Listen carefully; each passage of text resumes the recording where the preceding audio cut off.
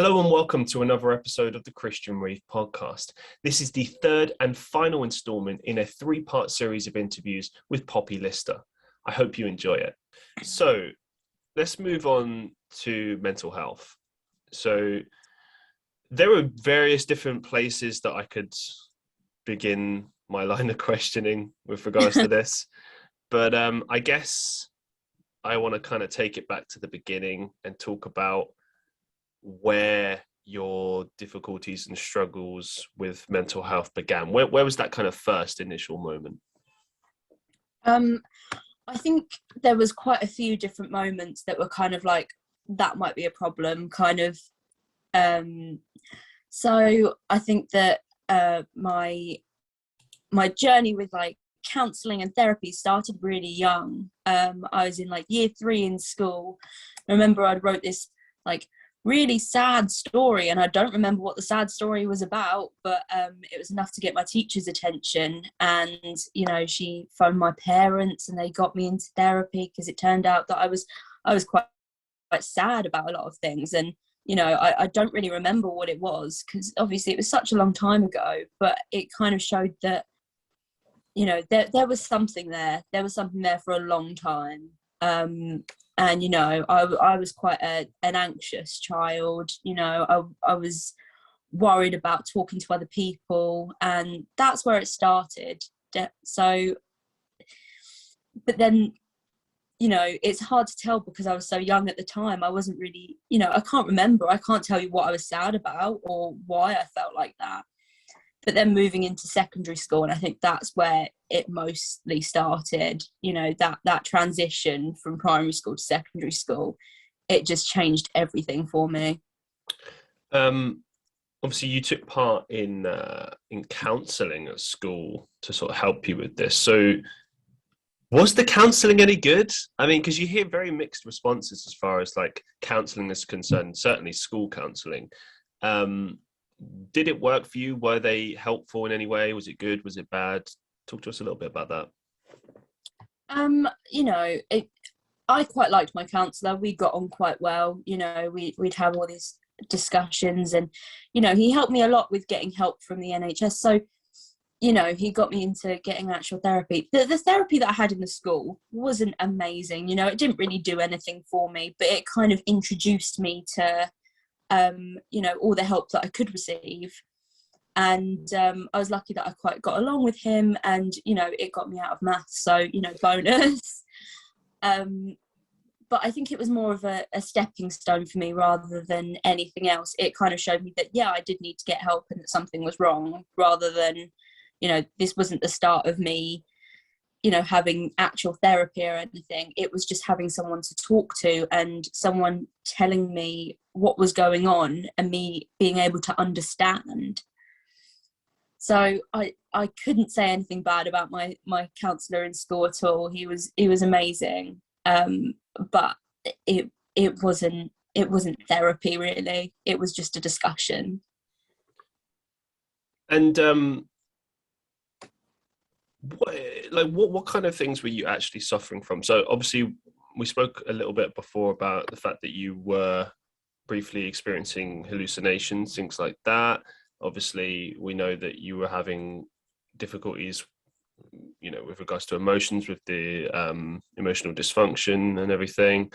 So you had a lot of different things to contend with, and a lot of things on your plate. But were there anything that were just specific to mental health that fell outside of those health conditions that you were dealing with? Anything that, you know, just kind of inhibited day-to-day schooling and stuff like that?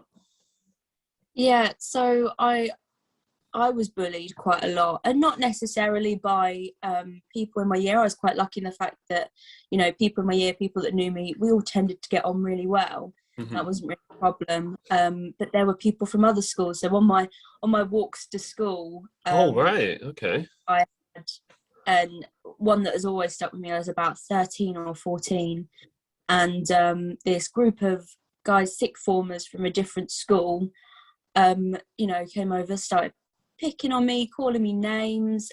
They ripped my shirt, and you know, they put like chuck my bag on the floor. And from that point on, I was just terrified to walk to school. And it wasn't going to school that was a problem. Like I was, I never loved school, but I didn't mind, being there.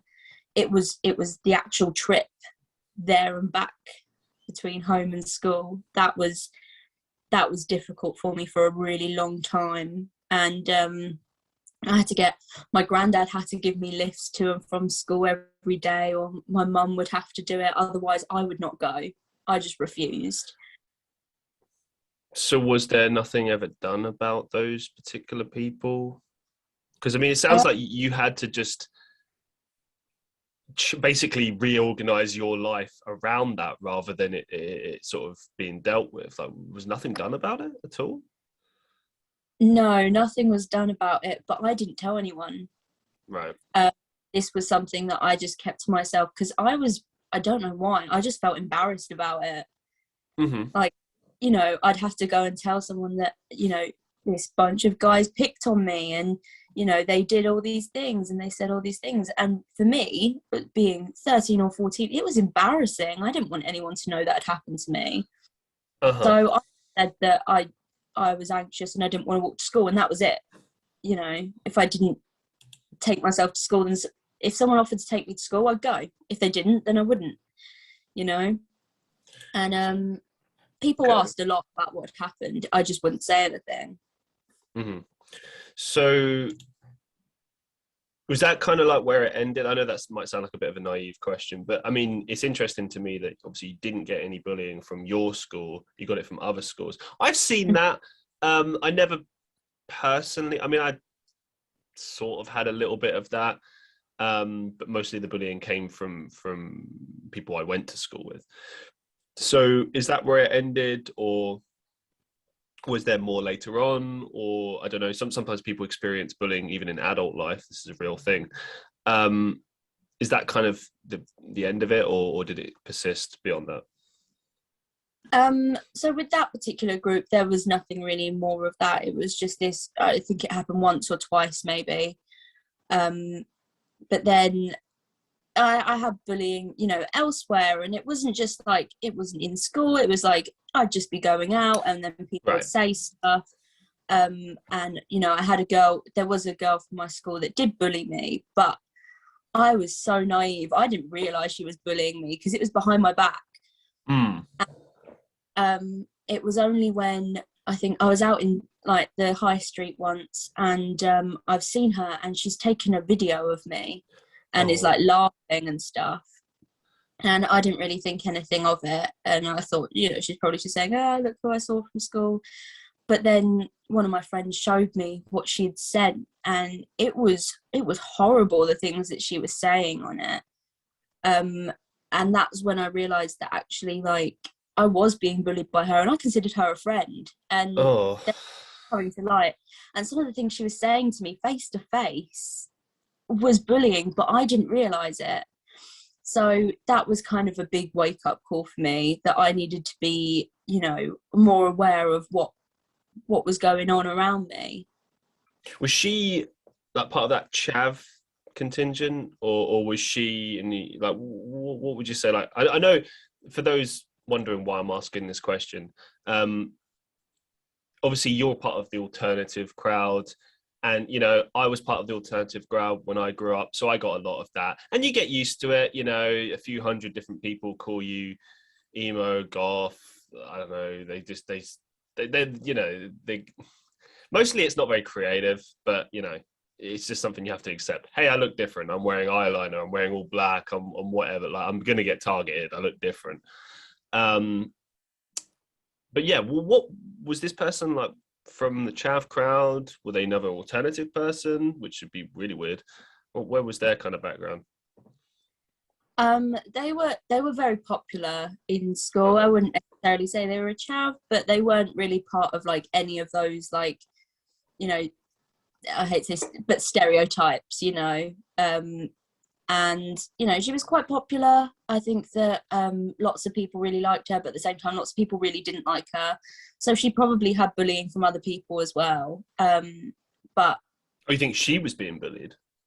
I think that I'm not sure whether it was bullying, but I know a lot of people didn't particularly like her, different reasons. But I'd always been really nice to her, and that was why I was really confused. I was like, I've always, like, you know, we were friends. I've always been nice to you. We sit and we talk about stuff, and it was that trust that was broken down that was really a problem for me.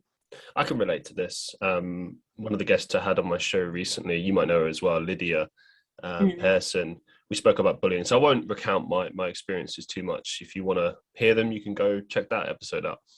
But what I will say is, I mentioned my experiences, and it's directly relates to yours. You know, you start being friends with someone, and they bully you later. And I didn't realize that either. I saw it for what it was initially, as being like, this is like targeted. They called it banter. You know, like, oh, it's just banter. It's just fun. Like, don't be such a wuss, whatever, you know. But I noticed it would always be particular people. It'd always be the people that didn't fight back as much. And, you know, like I wasn't really into that. You know, I had low self-esteem, so I didn't, you know, so I was an easy target. And obviously it got worse as the years went on, until eventually I stopped being friends with them, and it literally became bullying at like 16, 17, which was really embarrassing for me, because it's like, I'm basically like nearly an adult and this is happening. This can't be right. I thought adults didn't get bullied, you know what I mean?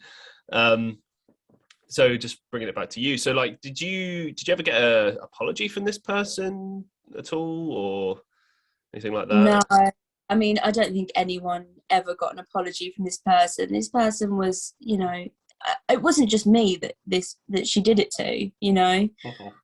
There was multiple people, and I think that you know, karma comes back around, and by the end of school, she had no friends. And interesting. Why do you think that was? You know, that people realised that she was, you know, being quite two-faced to people, and was, you know, saying all these horrible things. And at that point, it was like, okay, no, she's doing this to everyone. So if she's like, you know, saying horrible things about another person to you, she's saying horrible things about you to a different person. And it just became like, and there was a couple of girls that did this in my school, and I'm not sure why they did it, whether it's for attention or whether they thought it was funny or whatever, but by the end of it, like, people just grew sick of it and stopped associating with them. So I think that most people, you know, would take the side of the person that's being bullied, luckily, because, you know, in school I was really lucky, had lots of friends, and, you know, there was only a couple of people that I'd ever had issues with, and I'm not one of those people that likes to, you know, have drama or arguments or anything, so I think that made it a lot easier. I'm intrigued as well, and I asked Lydia the same thing, because I always find this interesting.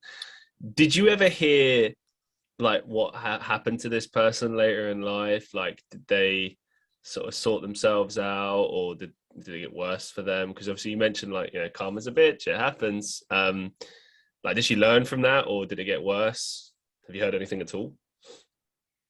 Well, considering how popular she was in school, I have heard nothing. So I'm assuming that she's just kind of dropped off the face of the planet for most people that we went to school with.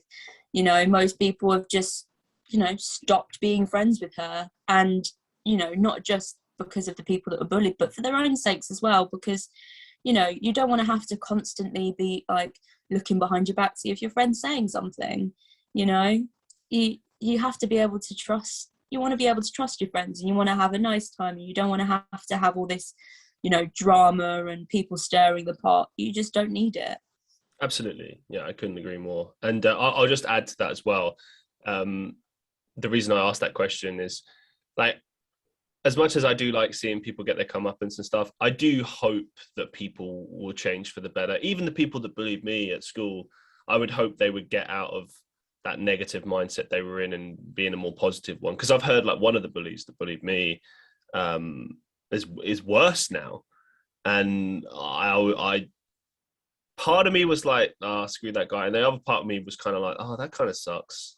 to hear. I was kind of hoping maybe because life teaches you. Life is the great teacher. I've learned lessons. I'm not saying I was a perfect teenager.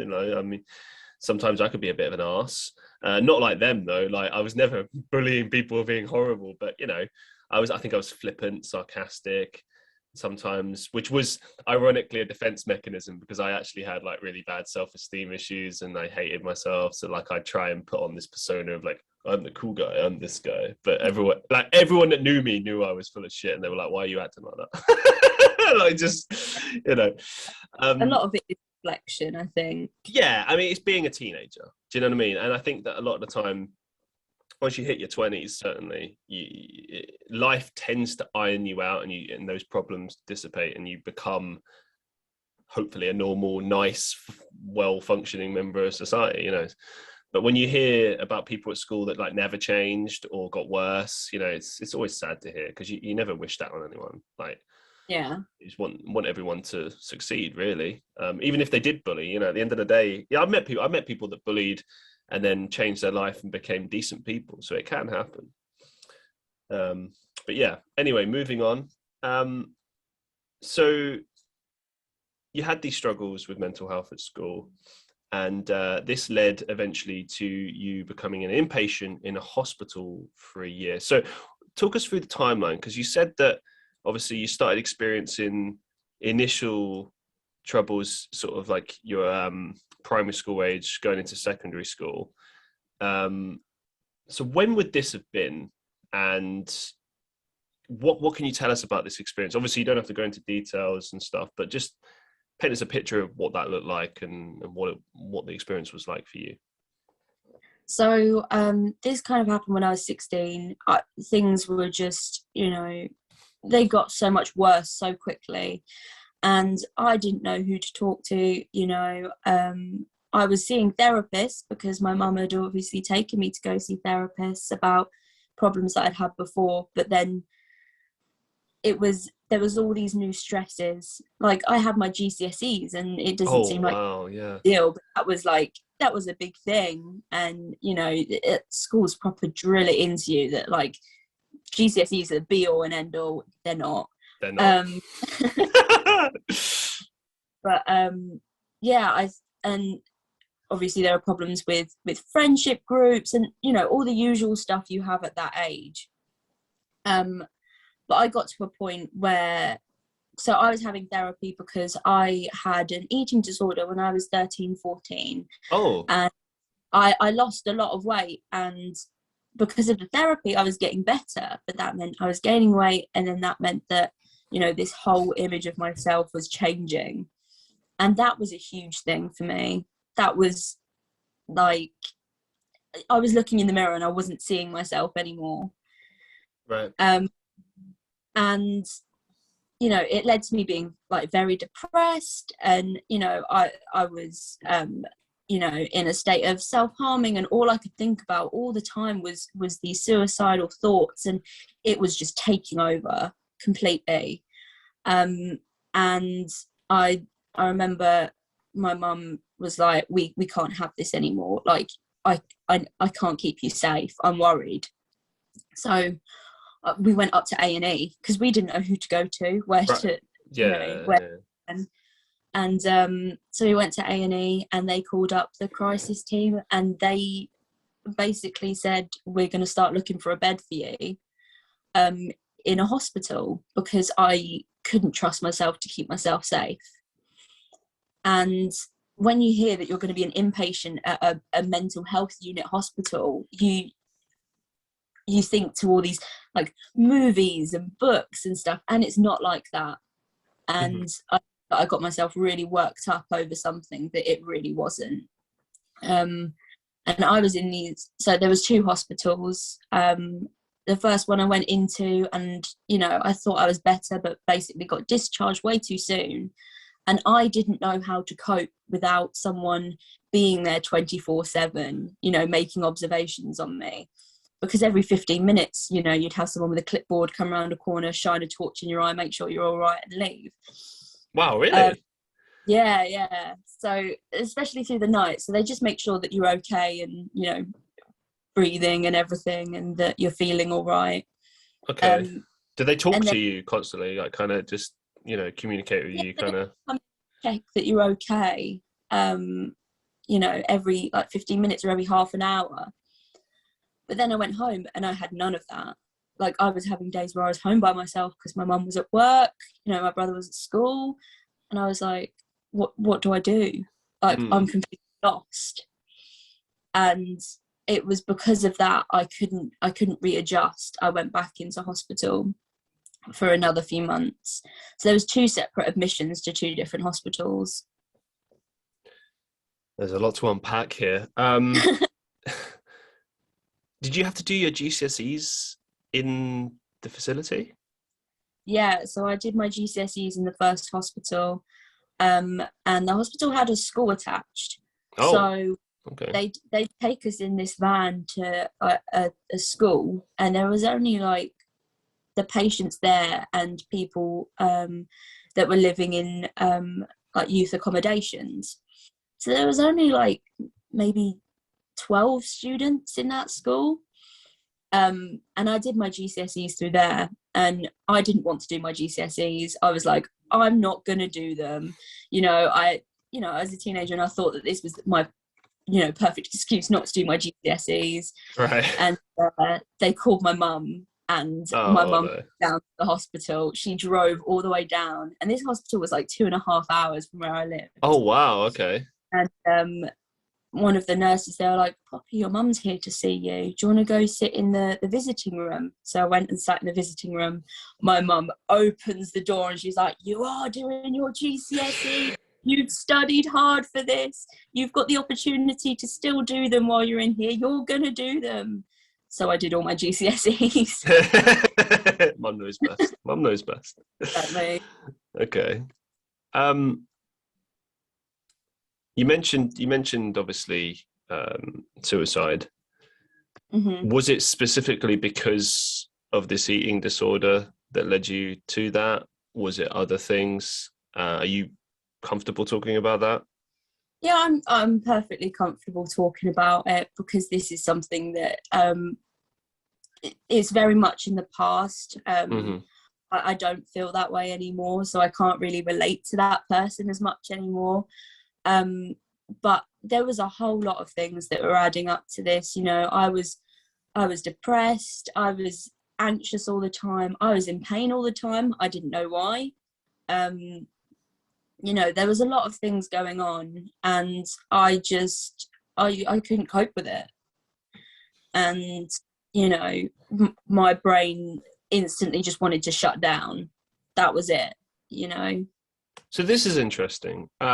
Obviously, we covered all of the health conditions that you dealt with. So if we're building a timeline, yeah, so you wouldn't have had some of those diagnoses just yet. Mm-hmm. You were still kind of learning about yourself, learning like, oh, these are the things I have to contend with, so on and so forth. So if we're painting a picture here, it's basically like, what's going on? I don't understand.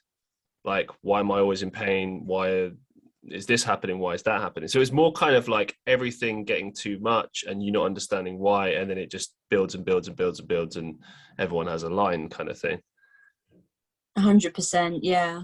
It was a collection of a lot of things that had been going on for a long time, and it was just all getting so much. And then also I was a teenager. I was 16. Being 16 isn't easy.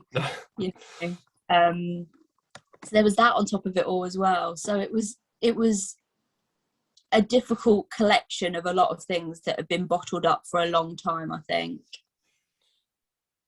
Talk us through the initial steps after that. So was it, okay, that happens, the attempt happens, then you immediately get taken to the A&E and then the hospital?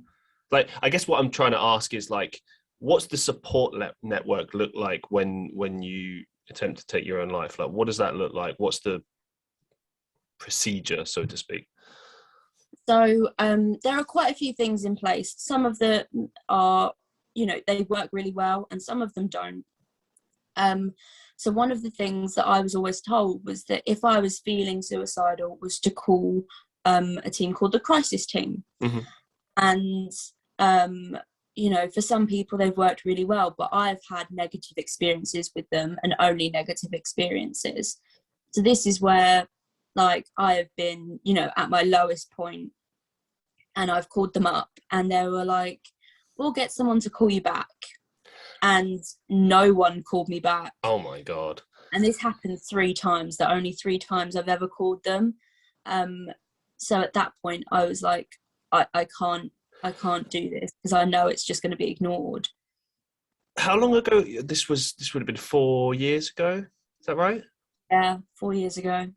That's crazy. I mean, you'd think when you call that line up, the first person you get through to is someone who's going to sit there and talk to you. I mean, if nothing else, it's a cry for help. You call that number, it's like, I need someone to convince me otherwise. I need someone to just listen, because I have these dark thoughts right now. Like, yeah. To then receive a, oh, sorry, we're busy referral. What the fuck? I mean, yeah. So it was really bad. And that's at the point. So my mum was aware that this was happening, and she said, you know what, when this happens, I'm just going to take you straight to A&E, because you're around people constantly and they will call someone out. And funnily enough, from the crisis team, they'll call someone out to, you know, come and assess you and decide what to do next. And, you know, that was what happened when I was put into hospital. So someone from the crisis team comes, they ask you loads of questions, and try and figure out what's going on and your kind of situation. And they'll decide whether they think that, you know, you need to go into hospital. And, you know, there are 2 ways to go into hospital. You can go in as a voluntary patient, or you can get sectioned. And section can be done by doctors, it can be done by nurses, it can be done by so there's a team called AMPS, and they kind of decide a lot of the time, or it can be done by police. So like if people have run away or something, and all the different sections are for different lengths of time, but that is when you are legally, like, forced to be there. Voluntary, you can go, and technically you can leave if you want. But if you leave and they don't think you're ready to leave, then they can section you. So it's kind of, it's a difficult system. It's a strange system. So when you were there, did you kind of, given that you knew it was voluntary, were you kind of there because you didn't want to let your mum down, or were you kind of submitting because, you know, you're thinking, okay, do you know what, fair enough, I need this help, I'm going to just give this a try? Like, what was your kind of thought process, given that you know it's voluntary? I had good days and bad days there. You know, most of the time I did not want to be there, but that was more because, you know, my mind was elsewhere, and right. You know, I couldn't fathom getting help. You know, at this point I thought I was too far gone, you know. But as a voluntary patient, I knew that I was allowed to leave technically, but if I left, then what was all that for? You know, my mum has been, you know, helping me so much and doing so much for me to get this help. If I left, I would be massively letting her down. And, you know, even though I had all these, you know, suicidal thoughts and stuff, you know, deep down I knew I didn't want to do that. You know, I didn't want it to come to that. So I think there was some stuff that was subconsciously happening that was making me want to stay as well. And were there any, I mean, you said overall you said you had a very good positive experience in this facility. Was there anything you witnessed in this facility that was unprofessional, not okay? Like, not specifically to you necessarily, but just in general elsewhere, other people? Because I've had friends over the years that have painted a very different picture of what it can be like. And the only thing I can say is, I guess it just depends on where you are, which specific facility you're at. But was there anything negative or unprofessional that you saw in your time? There was a lot of negative stuff that happened there, and obviously you can imagine that would be the case because you've got, you know, a hospital full of people that, you know, are in a certain situation, and you've got nurses and doctors that are trying, but it's difficult and you don't exactly know what to do in a lot of situations. And I think that a couple of things happened to me where I don't agree with the way things were handled at all. So there was an incident where I was assaulted by another patient. Okay. And I didn't really say anything. I was quite, shocked and a bit, my heart was going and I was unsure what to do. But another patient saw what had happened and had told the nurses. The nurses didn't really seem that interested. So, And this was a physical assault? Yeah. Okay. So, the other patient called the police. From her, like we weren't allowed mobile phones exactly, but we were allowed the little, like, the Nokia brick phones. Yeah. So we could access the internet or anything, but we could call someone if we needed to. And the police showed up and the nurses just said, well, we didn't see anything. And wow. Okay. yeah. So the police took me aside and said that I was making it up to get out of doing my exams, which broke me entirely. And not only that, after all of that, obviously I was really upset.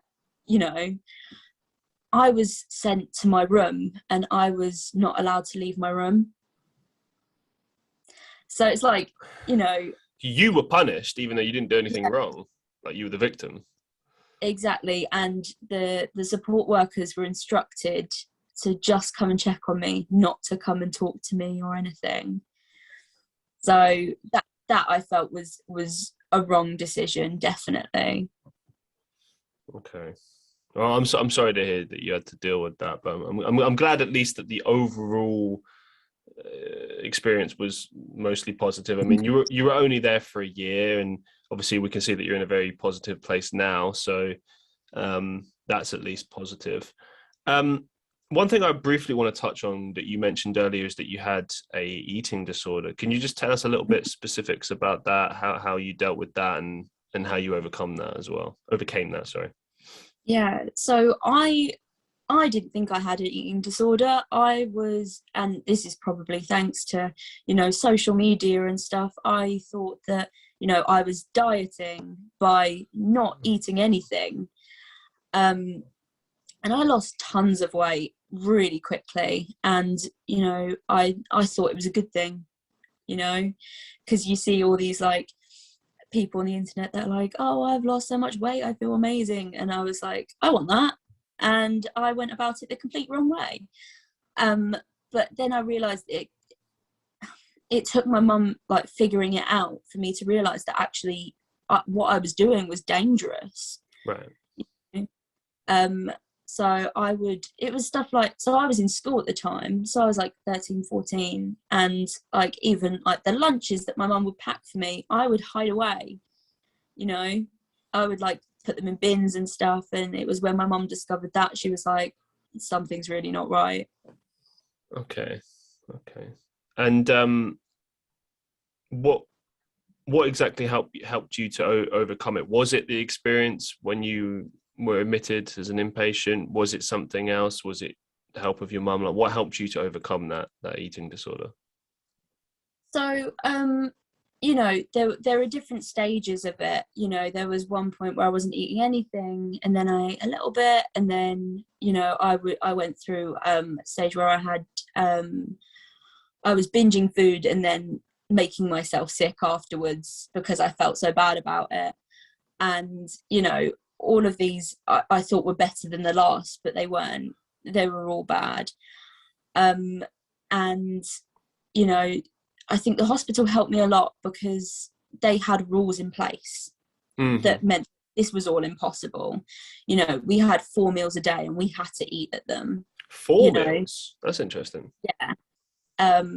So you'd have obviously breakfast, lunch, dinner, and then in the evening there would be another meal. It would be a smaller meal. I don't really know why, but that was supper. Okay. And right you on. had to eat those meals. And so they're they like forcing that on you, like you can't say no, you can't eat a little bit or something.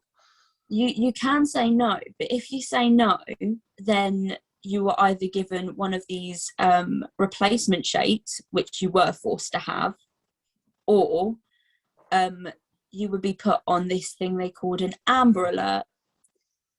And that is where they are worried about you. So you will be on, so the observations will be constant and you won't be allowed out. So they had outings for the hospital.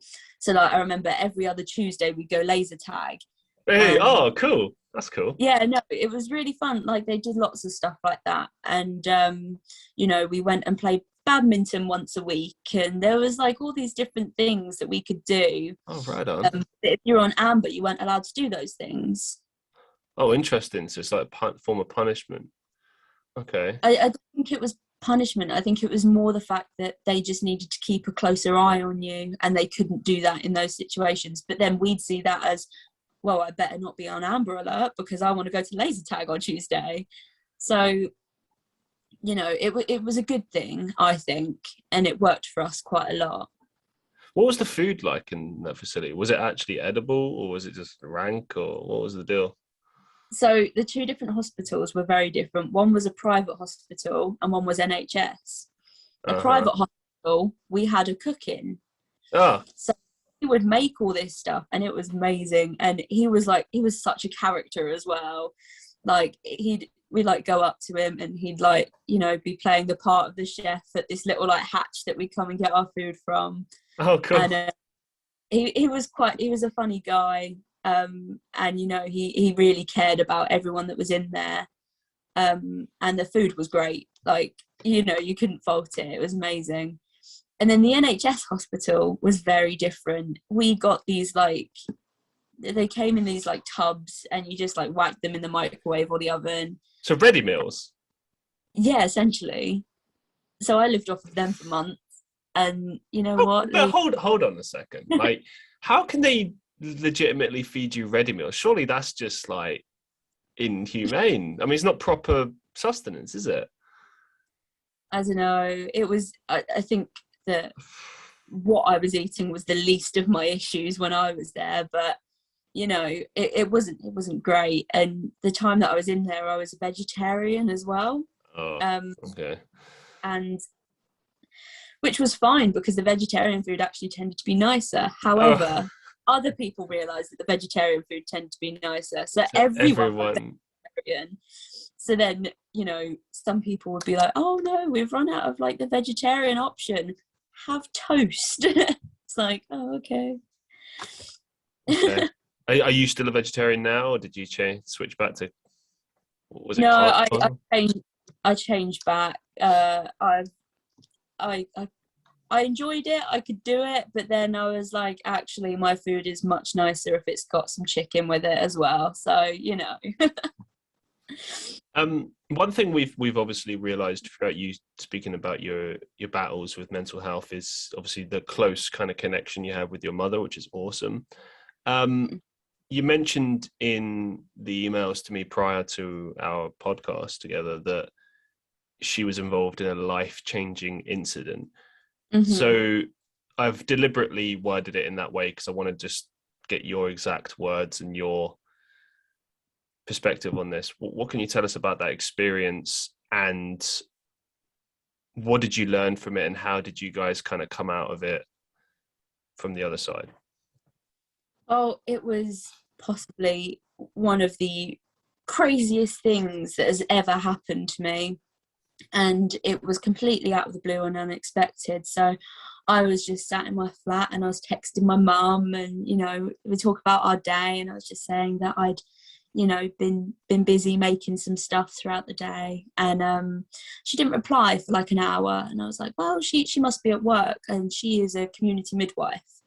So she goes around to people's houses and it does their observations and appointments and delivers babies, which is like incredible. And it was getting really late, and I was thinking, surely she's finished work by now. And my brothers called me and was like, don't panic, but mum's been in a car accident. And at that point I was like, everything just kind of stopped, and I was like, what's going on? And the problem was we were getting lots of different information all at the same time.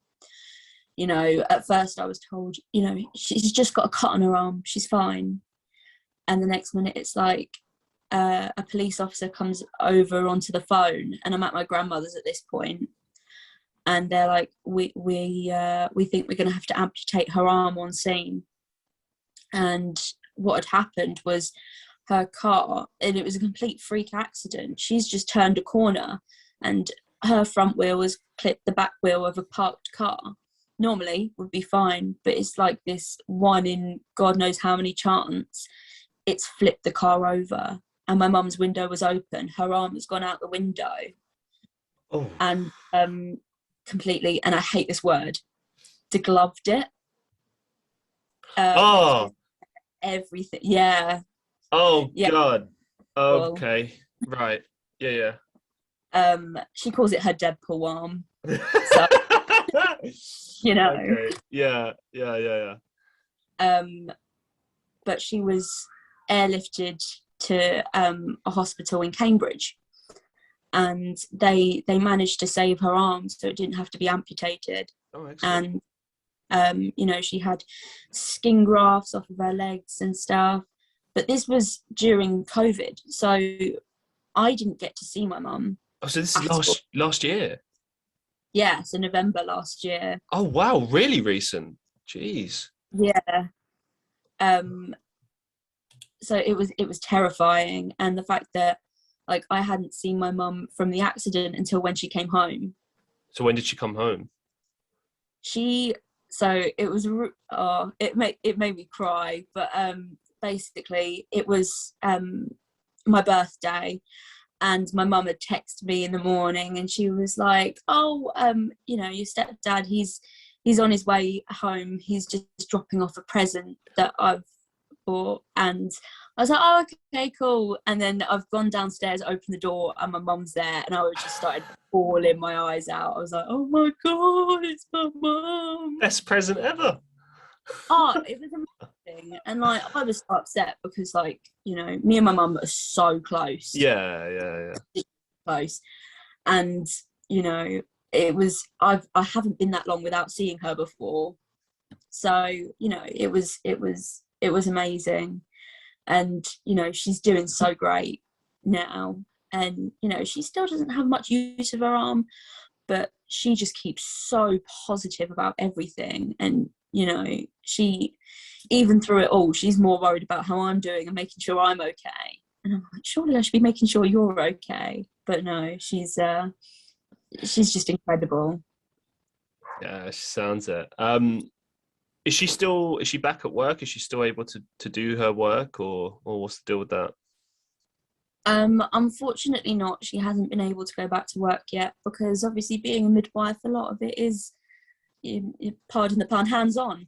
Yeah. And that's not something that exactly it is easy for her at the moment. But she's discussing with work, you know, going back and you know, doing a different role where she, you know, takes calls, appointments, and, you know, teaches, so that she can still be a midwife, just without delivering a baby part, you know, because there's a lot of work that goes into being a midwife, and, you know, you don't realise it. Well, best of luck to her. I'm sure my whole audience as well is wishing her the best of luck as well. Thank you very much for sharing that. I know it's not easy, and but I think it's important that we share such stories, and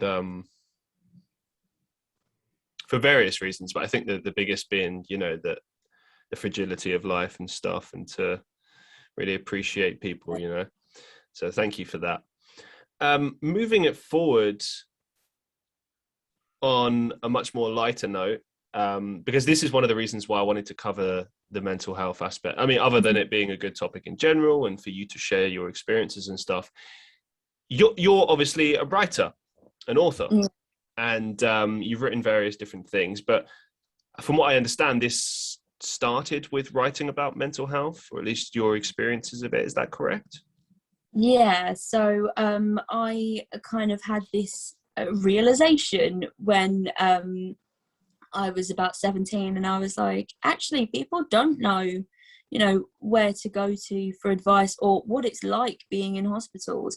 I should write something about it. And I've done a couple articles, and I want to write a whole book about my experiences. Excellent. Okay, let's start with the articles. So what have you written so far, and what's the kind of general feedback been from the community? So the articles I've done have been like online, like newsletters and stuff, you know, kind of magazine type articles and stuff to go on. A friend of mine's blog who talks about mental health and, all sorts of stuff. And I never thought that it was something that I'd be good at, I was never, one for writing. When I was younger, I'd always get distracted and, just kind of abandon projects halfway through. But when it comes to talking about this sort of topic, that there's so much that I can say and so much that I've been through. And, obviously I was lucky that I had the support network that I had and was able to get that help. But not everyone does, and not everyone knows how to get the help. So I think it's something that's really important, and that, I would like to help someone if I can. So that's where that started from. And like, what's the response been like from people that have been reading it? Has it been, have you received a lot of feedback from people? Have you sort of, like, what have you built from this, I guess is what I'm saying. Do you have your own blog, for instance? I don't have my own blog, but it is something that I've considered.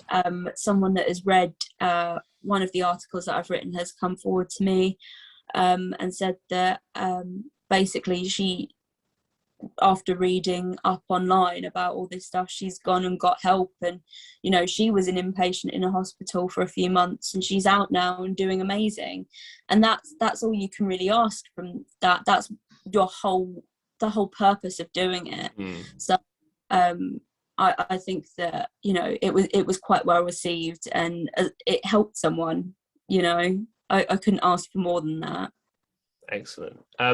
Let's talk about that book that you're planning on doing. So where are you with regards to that? Is it going to be sort of a biography, autobiography, that kind of deal, or is it more you're going to blend fiction with reality? Like, what kind of book are you planning, and when do you think we can expect to read it?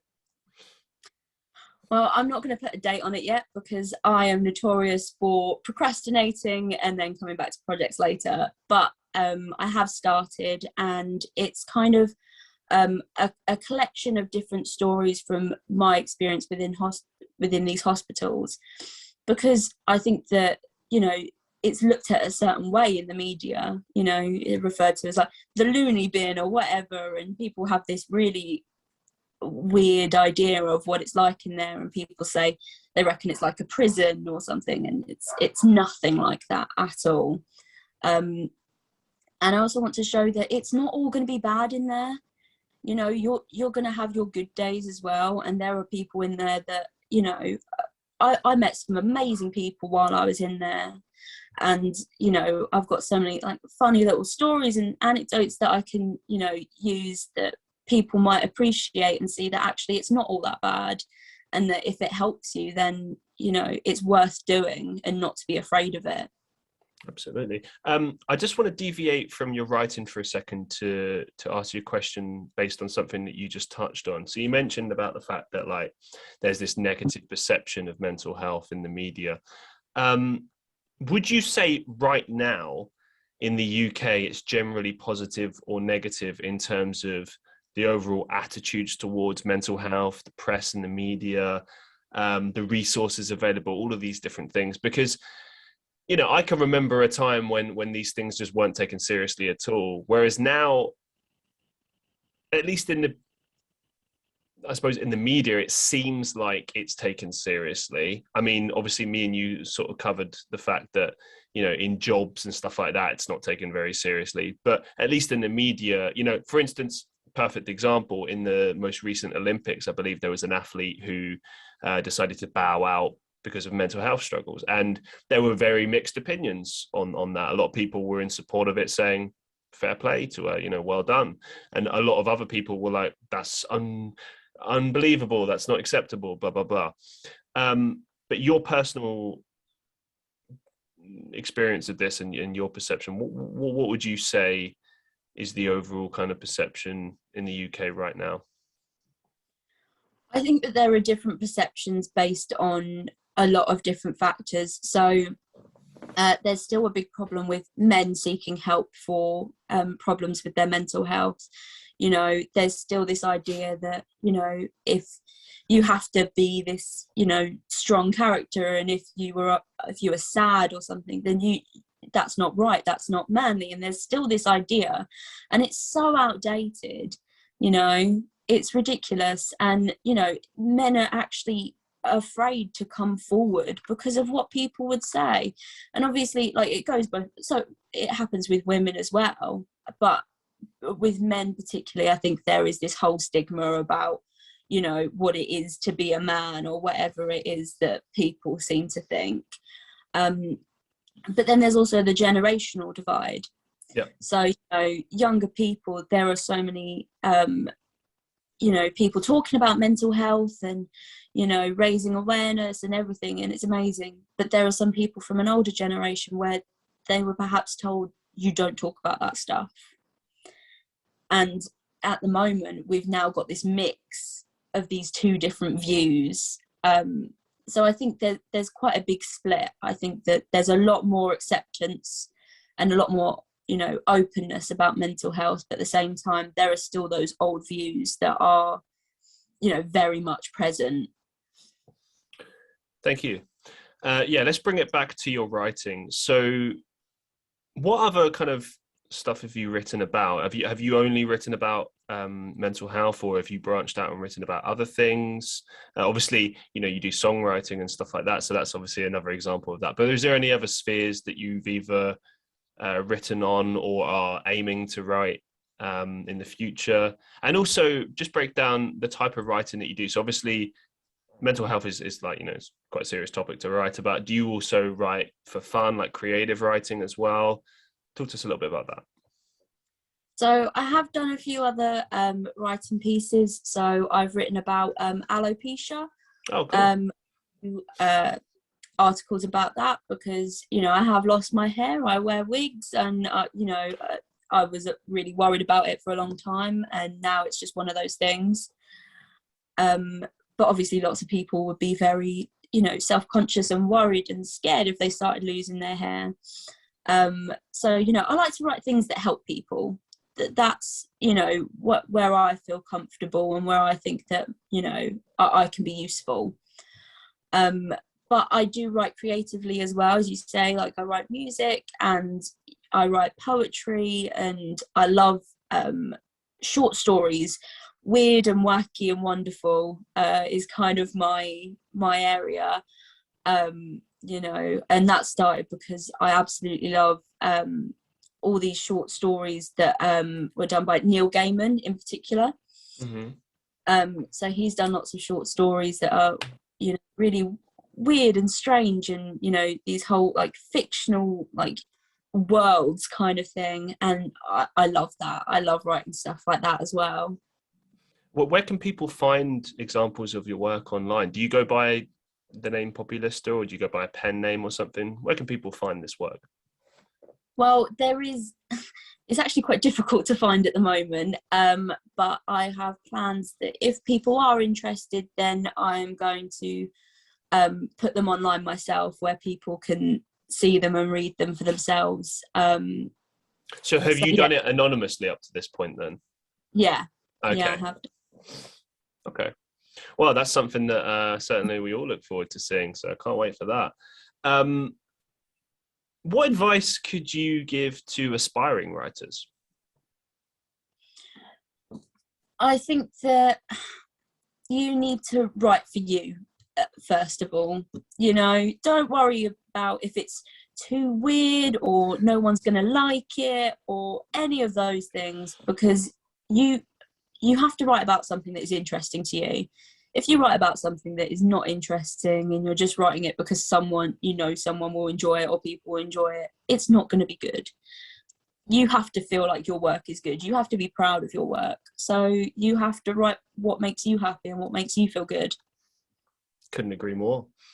And just a final question with regards to writing. What's your kind of approach to writing articles? So specifically your structure, like how you plan it out and stuff like that.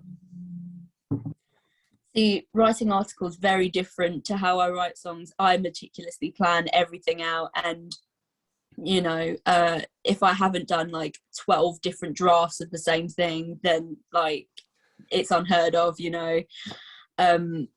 I'm very like meticulous with my articles. I plan out, every couple sentences what I'm going to say, on what points I'm going to make, just because with these articles you need to be, to the point, and it has to be interesting. Otherwise, people don't read on, and it's always the most important things you put last.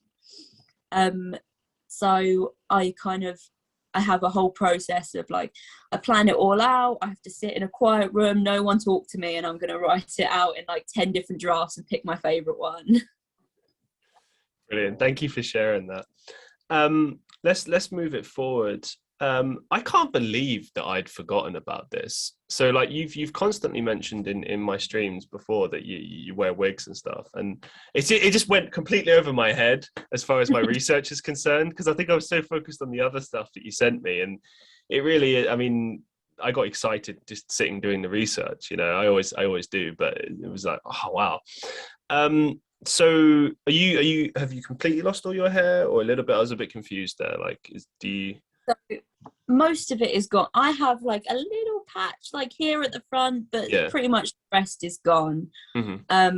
And that started probably 2 years ago now. Okay. And it started with this little patch, and I just remember like I just felt the back of my head and it was gone, and I went straight to my brother and my partner, and I thought one of them had shaved it in my sleep, like it was a prank. Oh wow. And like, who did this? And they were both looking at me like, it wasn't me. So it was after that I was like, okay, well that's not right. And then I was trying to figure out what it was, and just more kept coming out, and it was really distressing at first. I was really upset because my hair was always one of those things that I'd used to express myself. At alternative culture, I had brightly coloured hair, and I'd back comb it all and everything, and I was losing that, and that was really upsetting for me for a long time. Is it actually, so obviously the condition is alopecia, is it connected to any of the other health conditions that you have, or is it just completely separate and it's just something that's happened? Well, there's this whole kind of debate as to whether it's, stress or anxiety caused, or whether it's purely autoimmune. So this is where your immune system decides to fight off your hair follicles, thinking that it's, something that shouldn't be in the body. Oh, okay. I'm not too sure where mine kind of stemmed from, or the reason for it. I just know that it's happened, and I've kind of learned to accept that now. And this is something that's interesting about this. So it's not actually baldness per se. It's kind of like it comes and it goes, right? So like it can completely grow out again, and then you lose it and back and forth. Because I've got quite a few friends that suffer from this condition as well. And from what I understand, a lot of the time it will just be like, they might even have like really, really long hair, and then just suddenly that big bald patches just fall out overnight, and it grows back, and so on and so forth. So yeah, clue us up on that. Is there a way to like tackle that aspect, or is it just kind of like you just have to make a kind of decision, and everyone has like different levels of severity or something like that? Yeah, so there are different types of alopecia. So there's alopecia areata, which is just means like areas of your hair is gone. There is totalis, which is all the hair off of your head is gone, and there's universalis, which is everything. Oh, so okay, all your hair is completely gone. Yeah. Oh, And you mean like eyebrows as well and stuff like that? And yeah, your eyebrows, oh, wow. eyelashes, literally anywhere is just completely bald, no hair on your body at all. Wow. And I have alopecia areata, which is Mhm. why I still have hair on my head. But also, my eyebrows have fallen out multiple times, and my eyelashes have fallen out, and I've had lots of different things, and sometimes it regrows and sometimes it doesn't. There's no real way to tell if it's going to grow back or not. And because it happens like overnight, from what you were saying, right? Yeah. So if that happens, let's say, I don't know, for argument's sake, like your eyebrows just fall out tomorrow, do you then think, okay, I'll draw them on, or I'll just wear a hat, or I'll just embrace it? Like, what what's the kind of like the process that you go through when like these things happen? Like, how do you work around it? My eyebrows was a weird one because I had already lost a lot on my head and I wasn't expecting to lose my eyebrows. And I had them 1 minute. I went to bed and I woke up at like 3 o'clock in the morning and my partner looks at me and he's gone, "You don't have any eyebrows." I was like, "What?" Okay. Yeah. And I've looked in the mirror and I've got like 3 hairs on one eyebrow and I was like, how has that happened? Like, Wow. what? Yeah. So I drew them on for a few days and then I got so you can get some temporary tattoos, which are amazing. And they look like real eyebrows. Yeah. Hmm. I wore them for a little while and then a family friend of mine actually tattooed my eyebrows. So my eyebrows are tattooed on kind of now. So Oh, really? Wow. They did a fantastic job, didn't they've got they? still some hair on them. But obviously it's not as much as it used to be. And like Wow. most of the colour from it actually comes from the tattoo. Wow, we got to get out that tattooist's details. That's a solid job. Look at those. Seriously, I would never have known that. Like ever. That's a brilliant job. Um, yeah, and just a final question on this. What advice could you give to people that maybe have just discovered they have alopecia, or just in general, like things that you've learned and tricks? What advice could you give? Well, I think that the thing that helped me the most was there are so many amazing support groups for people with alopecia online. Like Facebook is full of all these alopecia support groups. And, they'll help you with, the emotional aspects of it. If you want to get a wig, they'll help you with that, Oh, nice. that. And there are lots of people that have, alopecia. It's so common. You Hmm. just don't realize it all the time. So I think that that's something that definitely look into and remember that you're not alone in this. Lots of people have gone through it and lost their hair. It's just about, carrying on and keeping a positive attitude towards it all. Awesome. Thank you for sharing. So you're from Southend-on-Sea. I've been to Southend-on-Sea. It's fun. It's a nice little place. What are the best and worst things about Southend-on-Sea? Oh gosh. So the best things are there is always so much to do in Southend. You've got, the Sea Life Centre, the theme park, the beach, and the music scene is amazing. There's always another gig or something on, and for that it's incredible. Bad points is everything is really expensive because it is catered towards tourists. Ah, yeah, of course. So everyone's like, how could you possibly be bored? You live in Southend. Why don't you just like go to the theme park or go do this? And I'm like, because it costs a lot of money because it is catered towards tourists and holidays. Or give us an Um, example then, real quick. So, like, let's say I want to go to the theme park. Like, how much is cost of entry? so to get a wristband to go on the rides, probably like 30 something pounds, and it's quite a small like theme park as well. Yeah, I've been there. 30 quid.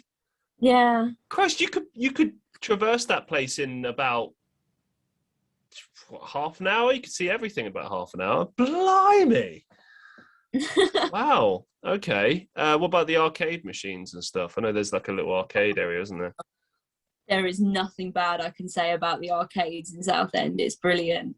I just remember being like, 14 or 15, and my mum would give me a tenner, and me and my friends would go and play Guitar Hero for the whole afternoon. Brilliant, brilliant. What about the Sea Life Centre? How much is that? Do you know off the top of your head?